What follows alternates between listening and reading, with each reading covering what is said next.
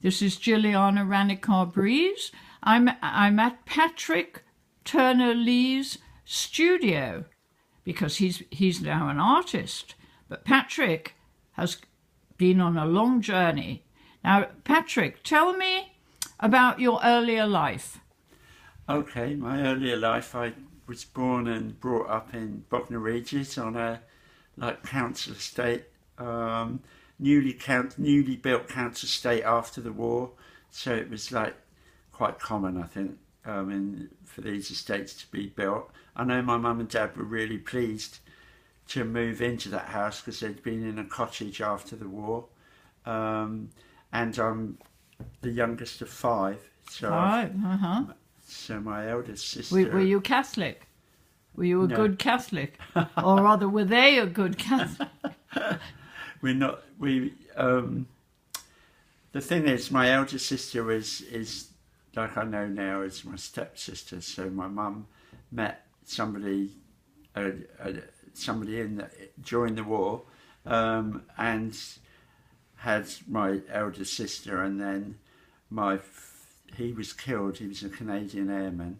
And then after the war met my dad, and then had my brother and two other sisters. So I've got three sisters and a brother. Right. And they're all quite a bit older than me. Right. So you're the baby, are you? So I'm the baby, yeah. So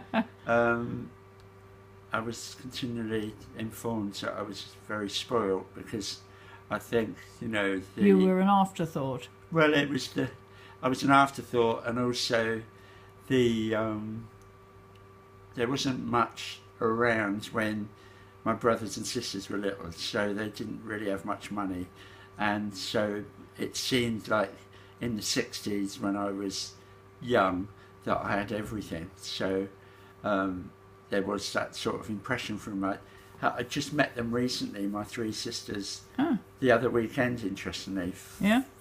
And I heard again quite clearly that I was spoiled, and in their eyes, which has been an interesting... And did you spoil your own children? That's interesting. What is spoiling? And it's sort of like that perception between...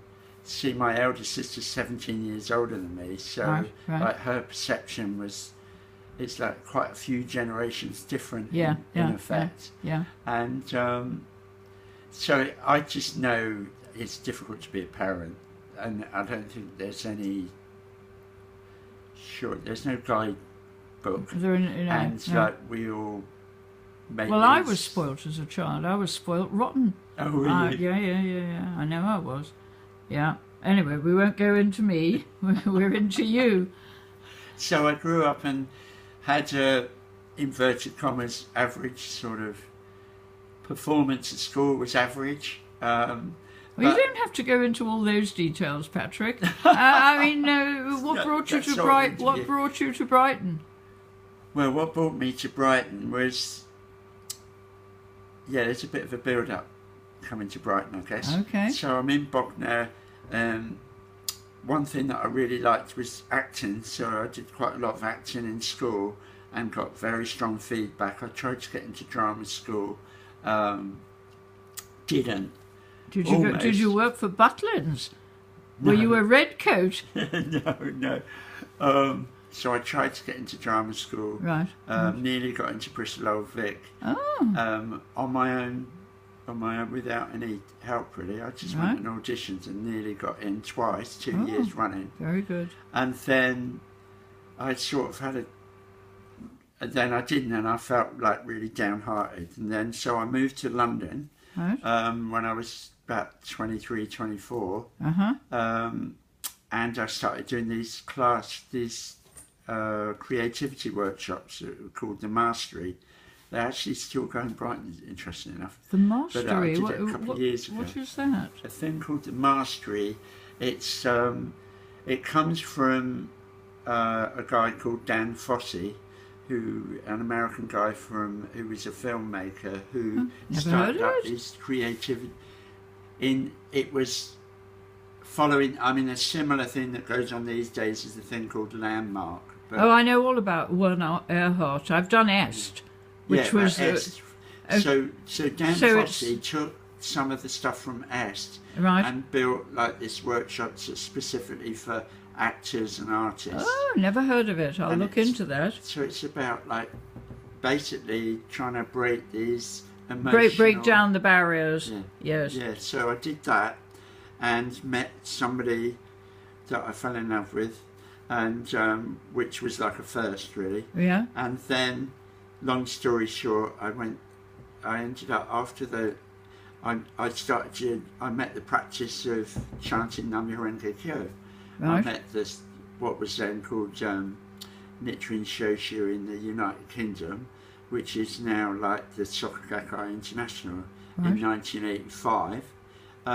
Which is Japanese Buddhism. It's Japanese, where the Buddhism is based on the teachings of Nichiren Daishonin, who was a 13th century Japanese priest who studied Buddhism in depth, and he was the first person to say that Nichiren Daishonin is the core of the teachings of the Buddha, of the Lotus Sutra.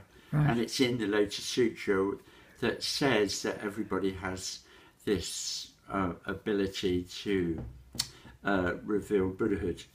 That everybody has the same potential. Right. That it's not something that has to happen later on.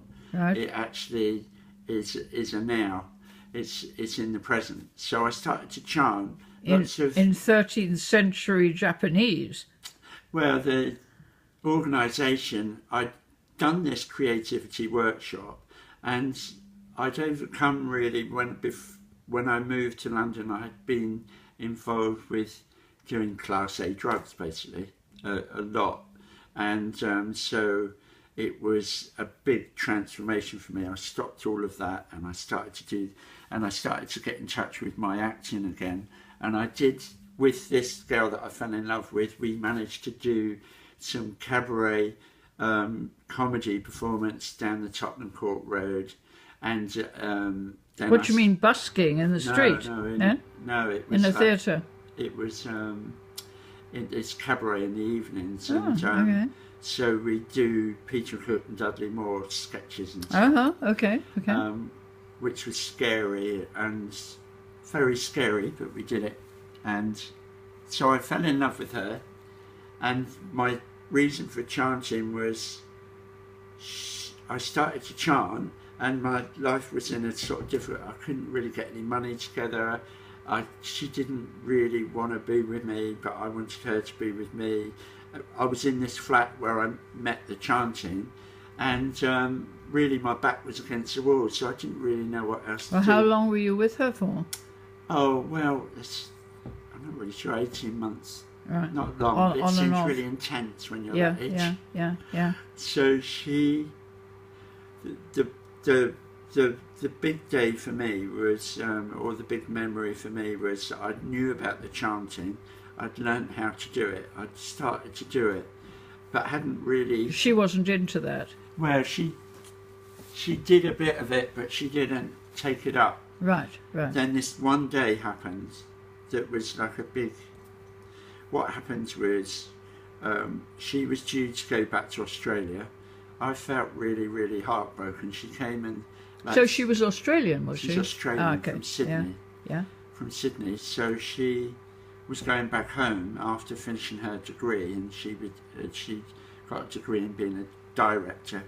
So she was due to go back to Australia. Yeah. And I was like really devastated. I started to cry a lot. And this woman who taught me that, she pulled me into her room, put a box of tissues and said, chant.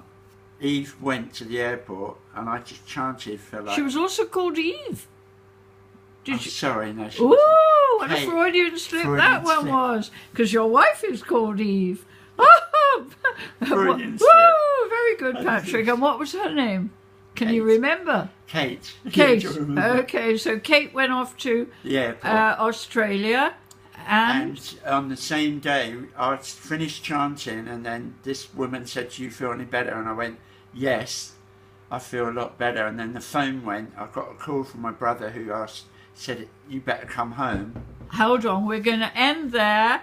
and continue in part 2.